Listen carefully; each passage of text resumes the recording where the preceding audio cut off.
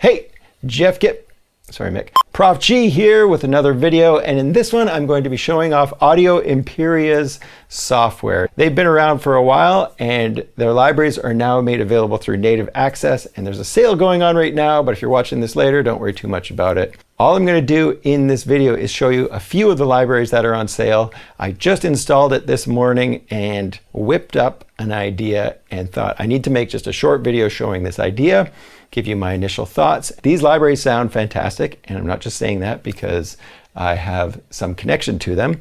So if you're in the market for an orchestral library, this is a really good time to do it. And in the future, maybe what I'll do is I'll do some comparisons between all of the orchestral libraries that I've got, because I've got a bunch of them now. Look up Daniel James, maybe I'll put a link in the description, and you can see his comparisons of some of these orchestral libraries. Now, I'm not being paid to make this video, but they did provide me with the software, and I do get a little kickback if you use the link at the bottom of the video. So thanks for helping me out there. On the surface, checking it out, it looks amazing. I'll show you this little idea, and then I'll go through these patches, and we'll keep the video nice and short. So let's check it out.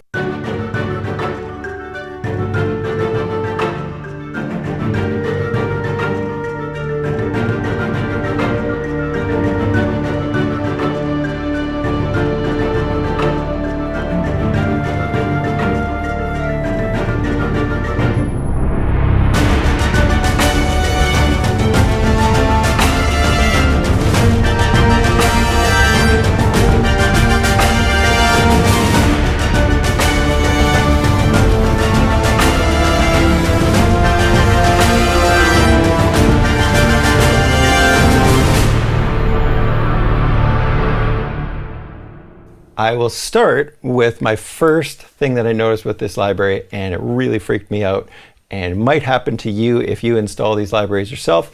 The thing with this library, and the thing with all orchestral libraries, is that there's going to be some amount of delay or time before the note hits.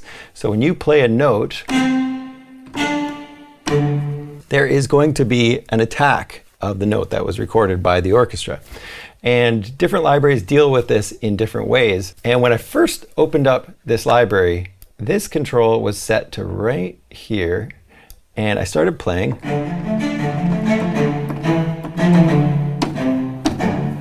And there was this huge delay, 125 milliseconds to be exact, which is a huge amount to a piano player. You're going to lose your mind if you try and play with 125 milliseconds of delay. So what they've done is they've got this sample start control. And all you're going to want to do when you're playing, if you're playing on the keyboard, is to set the sample start to 0 milliseconds. That way, when you play, it is spot on. It's immediate. Now, I think what's happening there is it's chopping off the attack of the instrument by the orchestra.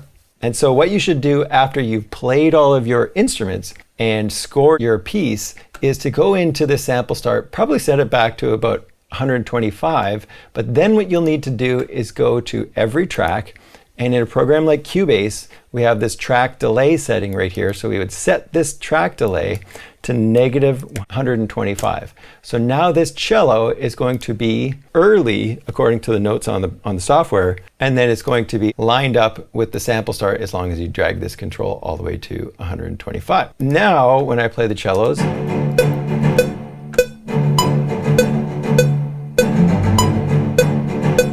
they are spot on, but we actually have the original sample that they wanted by the cellists as it was recorded.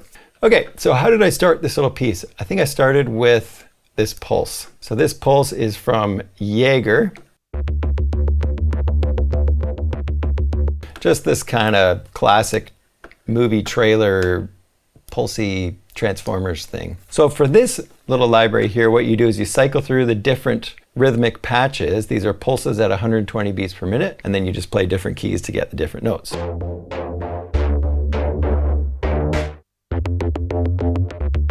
So we've got things like pads and drones and Brahms, not Brahms, the composer, although I did call it Brahms. You know, the Inception Brahm classic. I go into the multi-patches of Jaeger, and that's where you're going to find the strings, the brass, and the percussion. And that's what I used for this little song. They've got them broken down into their categories, and then they've also got some groupings. But I have to say, I really prefer it if a library has the sections separated. I don't like it when I have to have cellos and double basses or violins and violas at the same time. I love the fact that they are separate, and that's just always the way I write my stuff. I just separate everything, keep it clean that way. Another thing I'll say about the patches in Jaeger specifically is I didn't find any portamento, and I sort of looked it up, and it doesn't look like there is the portamento transitions in Jaeger. So let's listen to some of these patches. And you can see with the cellos here, or the celli, they've got this brilliant way for you to change where the articulations are. As you can see right on complete control, as I move this, I'm moving where the key switches are. And this is awesome. Like, I love this because I've got the smaller complete control, and sometimes you can't see the articulations and the notes up top. So they made it really easy so we can control the dynamics with the mod wheel, and we can control expression with the touch strip. But one thing I'll say about the touch strip is probably be careful with it. I would stick to the mod wheel. I noticed with the French horns, if I crank the mod wheel all the way to the top and then just use this right here, all it was doing was turning down the sample. So I was getting the super aggressive French horn, but as I turn it down, now I've just got a quiet version of that aggressive French horn. And so in order to get the full dynamics, I would use the mod wheel to go to the quieter dynamics and not get that aggressive sample that was recorded. This is the advanced view of Jaeger. That's where you're going to find the sample start, by the way, and then you've got mic position and reverb and stuff like that. And then we've got our different articulations right here. And it doesn't look like there's any other articulations to choose from. I think I was mostly using the spiccato. So you can hear a really nice round robin happening there, and then we've got the legato. So that is the basic interface for the cellos. Our violas go like this.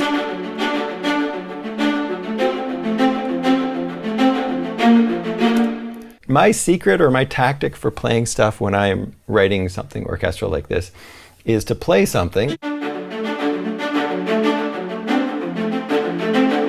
sort of played something like that in, and then I went through and I thought, let's just mess around with this rhythm a little bit, make some accented offbeat stuff, started moving notes around. It's almost like writing pen on paper for me when I mess around with the notes in the software. And then I went on and added the violins.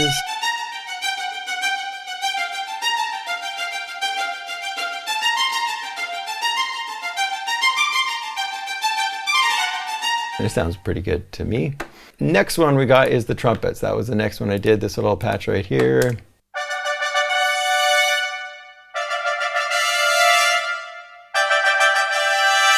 Really clean from the staccatissimo to the portato, very convincing. I put a French horn beneath the trumpets.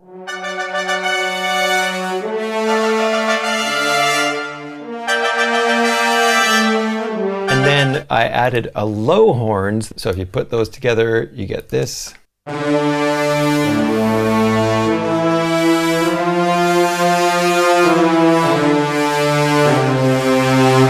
Just huge horns. Percussion is another area that is really nice. We've got some taiko hits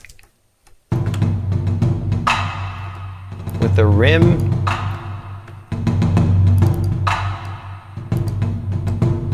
And then I just put my own rolls in here by doing some 30-second notes. Sounds pretty good. And then in this little second half, don't come in, bud. I'm making a video. Okay, see ya. And in the second half, I've got some bigger percussion comes in. I've got some snare drum, I've got bass drum, and then I've also got some cymbals.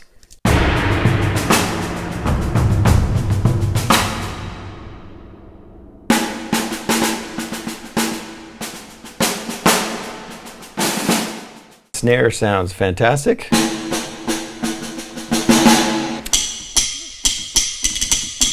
We've got some sticks. There's our taikos.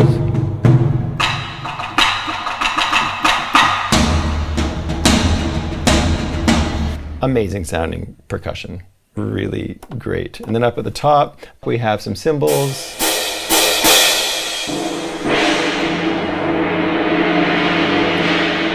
Next we've got this flute.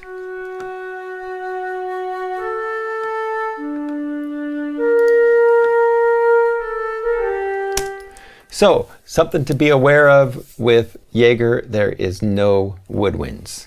Very important if you want the full orchestra. So Nucleus is a little bit more of a complete library. In Nucleus, if we go to soloists, you can see that there is things like solo violin, solo cello, solo flute, and they sound pretty good. I've also got a clarinet from there.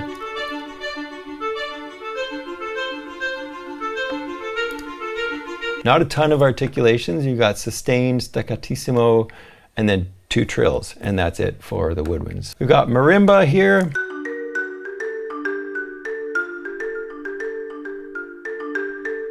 Really nice marimba sound. I've got some Cerberus loops in here, and these are fairly gratuitous.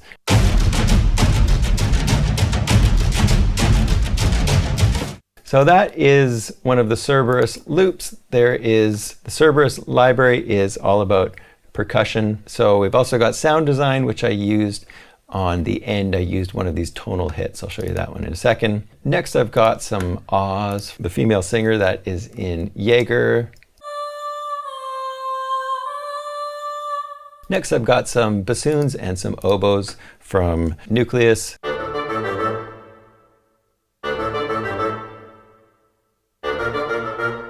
And then this last little loop from Cerberus,